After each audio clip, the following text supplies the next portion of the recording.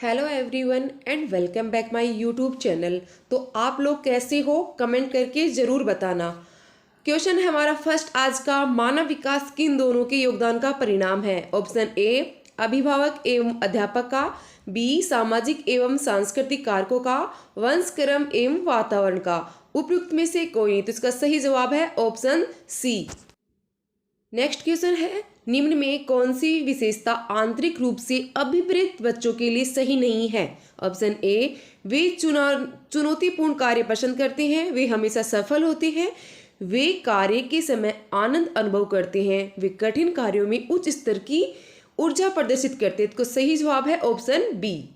आगे क्वेश्चन है, किशोरावस्था में संवेगों की तीव्रता किस प्रकार प्रकट होती है?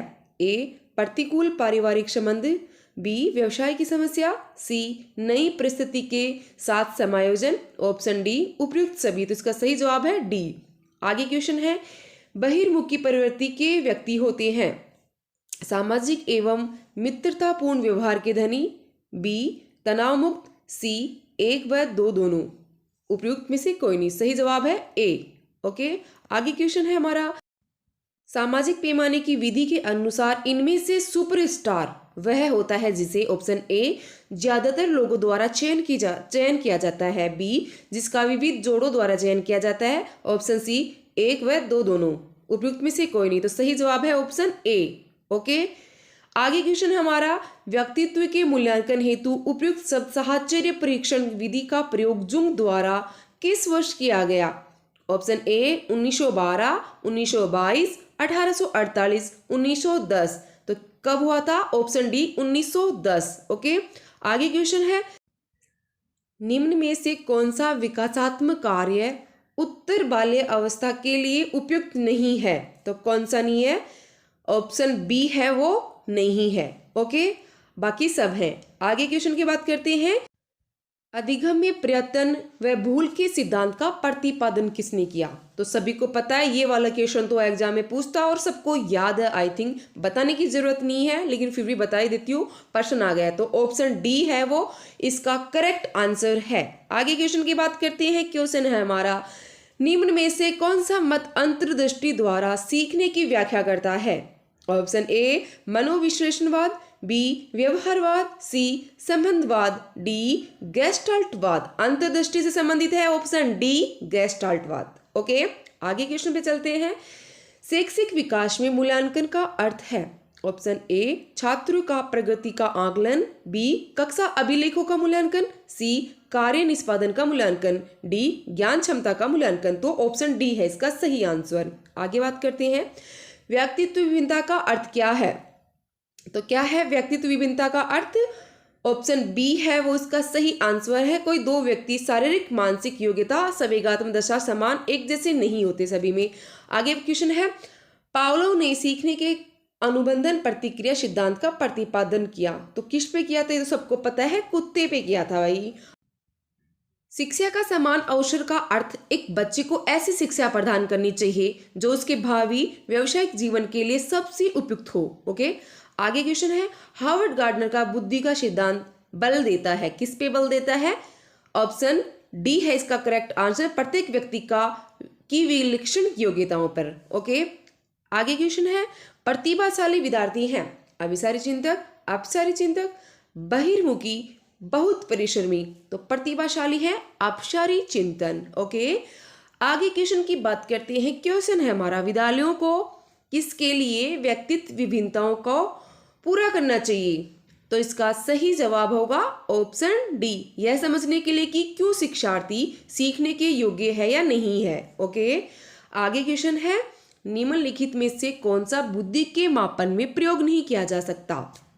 ऑप्शन ए प्रश्न का उत्तर देने में लगने वाला समय, विद्यार्थी की अनुकूलन क्षमता, विद्यार्थी की शिक्षक का ध्यान आकर्षित करने की योग्यता, डी प्याजे संबंधी कार्य। तो इसका सही आंसर है ऑप्शन सी। ओके, आगे क्वेश्चन है हमारा, निम्न में से कौन सा मूल्यांकन का प्रकार नहीं है? ये तो सबको ही मालूम होगा। ऑप्शन ए मानक, निर्माणात्मक, योगात्मक, सीसीई। तो मानक है वो मूल्यांकन का प्रकार नहीं है। ओके, नेक्स्ट क्वेश्चन है, शैशव काल की अवधि है। तो सबको पता है शैशव काल की अवधि ऑप्शन बी है वो इसका करेक्ट आंसर है, जन्म से 2 वर्ष तक।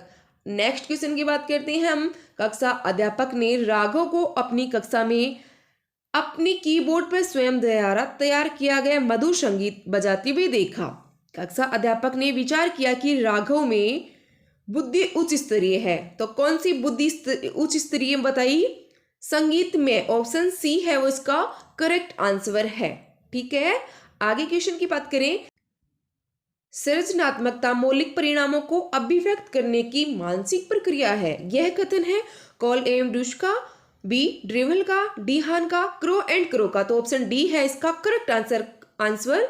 आगे क्वेश्चन है हमारा, विकास का अर्थ है। हर एग्जाम में ऐसा क्वेश्चन पूछा जाता है, रिपीटेड क्वेश्चन है, विकास का अर्थ। तो इसका सही आंसर है ऑप्शन सी, अभिप्रेरणा एवं अनुभव के फलस्वरूप होने वाले परिवर्तनों की उत्तरोत्तर श्रृंखला याद कर लेना। ओके, आगे की क्वेश्चन की बात करेंगे हम। मनोविज्ञान की बहिर्दर्शी विधि के जनक हैं टाइडमैन, वुडवर्थ, जेबी वॉटसन, फ्राइड। ऑप्शन सी इसका करेक्ट आंसर है।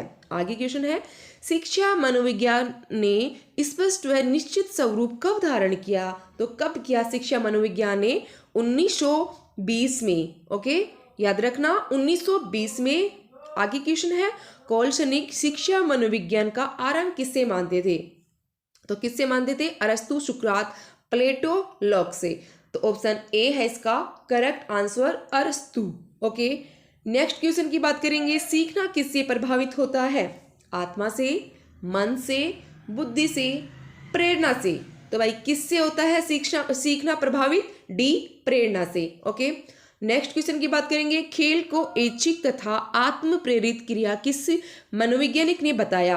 फ्रायड, स्टर्न, जेम्स ड्रेवर, अरस्तु। तो बी है स्टर्न ने। ओके, नेक्स्ट क्वेश्चन, निम्नलिखित में से समाजमिति विधि के प्रेरणता है? हर्बर्ट, जीन पियाजे, जेल मोरिनो, थॉर्नडाइक। तो पता है सबको समाजमिति विधि जेल मोरिनो। ओके, आगे क्वेश्चन है हमारा, शैशव काल की अवधि है, फिर से रिपीट क्वेश्चन हो गया है।